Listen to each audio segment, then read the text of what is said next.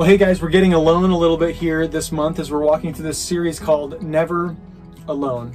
And we're just realizing that no matter how alone we might feel sometimes, we are never alone because God is always with us. And so I want to talk today about what it means to carry a burden.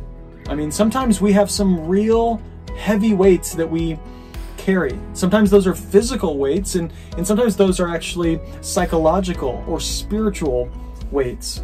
If you're feeling lonely, I just want you to know that that is a burden that you need some help carrying. I was reading a study here recently that said loneliness is as bad for somebody as smoking 15 cigarettes a day. That's a lot. Now, I don't know if you're a smoker, but 15 cigarettes a day is quite a bit. And so we're realizing that loneliness and even just the anxiety that people are feeling in today's world after COVID-19 and through all of that, people are just feeling so much anxiety that this is really hurting people. I mean, people are having, heart disease and all kinds of medical issues that are tied to the fact that they're just anxious and lonely.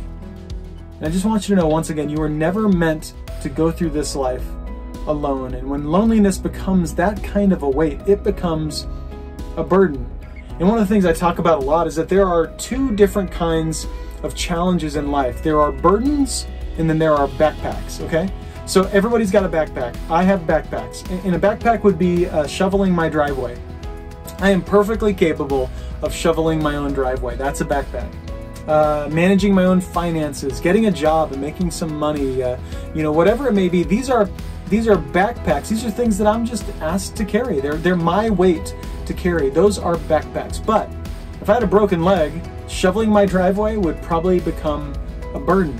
And at that point, when a backpack becomes a burden, it's somebody else's blessing to help me.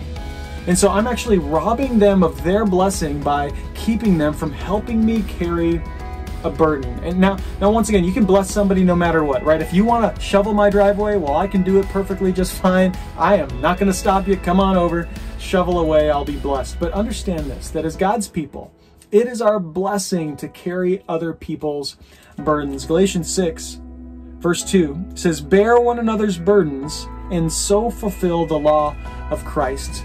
So what's the law of Christ? Well, it's to love God and to love your neighbor as yourself. And if you want to fulfill that law, if you want to love God and love your neighbor, what you have to do is carry some burdens. And so on both sides of this, first, if you haven't carried any burdens lately, it's time to pick somebody's burden up. Yeah, we should be able to immediately identify, oh, this is the burden that I'm helping carry lately for somebody, whatever that may be. If you can't identify that right now, you need to find a burden. You need to be in a community, be in an outpost, be in a life group, get to know people well enough that they trust you enough to share their burdens. But also understand this, if you have a burden, it is God's call on your life to allow others to bless you, to help you carry that burden. If you're struggling in your mind, if you're struggling with mental illness in any way, that is a burden and you need to get some help. And we don't know what the source of that may be. It might be a physical thing that just needs a physical treatment.